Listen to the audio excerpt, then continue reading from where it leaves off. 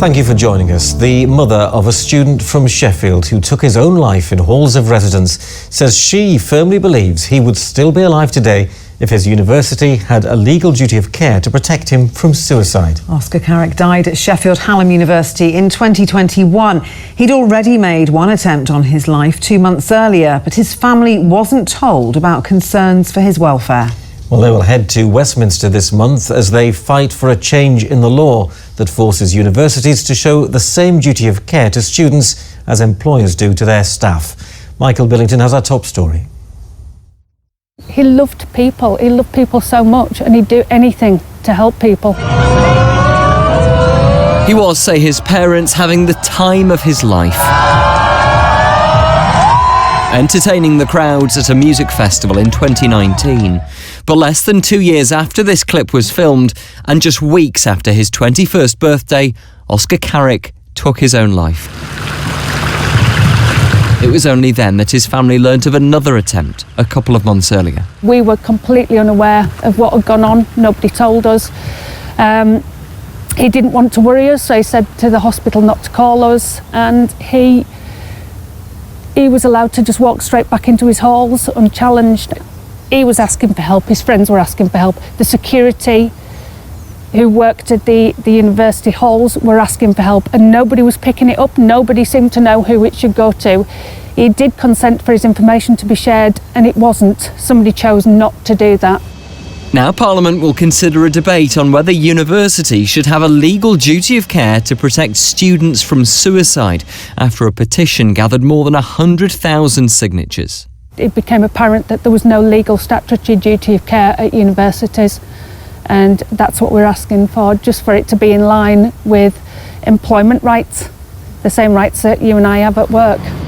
Sheffield Hallam University has sent its condolences to Oscar's family and friends, adding, "We take supporting our students' mental health and well-being extremely seriously. In recent years, we've significantly increased resources to provide access to a wide range of support services, whilst every student has access to dedicated advisors." The government, meanwhile, says there's no need for further legislation because higher education providers already have a general duty to support the welfare of students. Oscar's mother says that's simply not enough. We all believe that had there been a duty of care, had there been things in motion, then our children or our brothers, sisters would still be alive. We all adamantly believe that. Maxine will join other campaigners in Downing Street later this month to push for a change in the law, in the firm belief that it could prevent another family going through the heartache she has. Michael Billington, ITV News. Well, a little earlier, I spoke to Mike McCarthy. He's known to many in his former role as a television presenter and news correspondent, but he's now a leading campaigner for suicide prevention after his son Ross took his life 2 years ago, aged just 31. It was Ross's wish that his family, who live in Sheffield, fight to improve mental health services. And I started by asking Mike how important the campaign by the Carrick family is.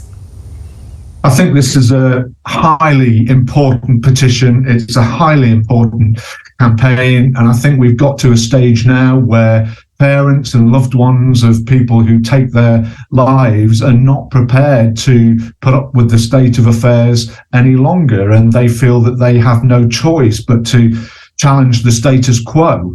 Suicide is the biggest killer of under 35s in this country, the biggest killer. I think, beforehand when people sort of whispered about suicide and it was largely swept under the carpet, I think those days are beginning to disappear. And that's largely because of the families concerned who really want to shout from the rooftops that this catastrophe can't go on for any longer. You sadly know all too well the pain the Carrick family are enduring. How are our young people, you say they're under 35s, being failed by society, by the services they so badly need? I think there are so many ways in which we're failing people who find themselves in such a dark place that they feel that the only choice that they have is to take their own life. And it goes through really every sector of society, from education to the media to politics, and all through. We all have a part to play. We all have a responsibility, you know, whether you're at the highest level of government formulating suicide prevention strategy, or if it's just an extra text to your mate to say, how are you really? A hand on the shoulder. We can all get involved. And you're doing that, you're keeping that conversation going, you're getting ready for this biggest ever suicide prevention campaign with a Baton of Hope relay that's going across the country. It's coming through our region, through Sheffield this summer. Tell us about that and what you hope that will achieve. Yeah, the Baton of Hope is an idea that came about when I spoke to another father who had lost his son to suicide, Steve Phillip, and we wanted to do our bit basically to provide hope and to show people that there was support out there. We were approached by a wonderful company called Thomas Light, who are goldsmiths to the royal family, who said they heard about us and said, we want to get involved. And they're currently crafting a baton that will take around the United Kingdom, as you say, calling at Sheffield on June the 28th, just to signpost some of the great work that is going on out there and some of the compassionate and dedicated people who are providing support and providing hope. Well, Mike, thank you so much for your time and keeping that conversation. Of course, we hope that we can follow the Baton of Hope when it begins its journey in June. But for now, thanks very much. Thank you. And if you've been affected by this story, there is help and advice on our website. Just go to itv.com/calendar.